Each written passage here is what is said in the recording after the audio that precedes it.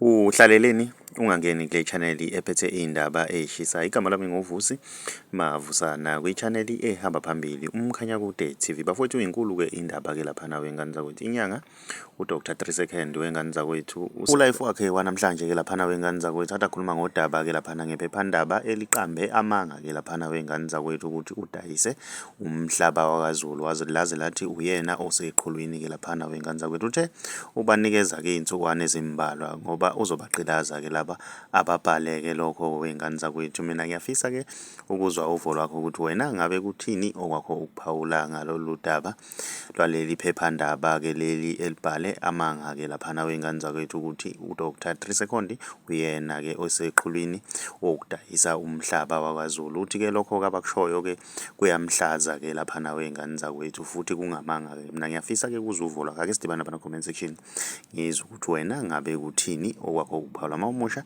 ngiyacela wenza okulungile ucinze subscribe ucinze nebell ukuze uzothola ama notification njalo masiphosta ivideo nje si channel siyabonga.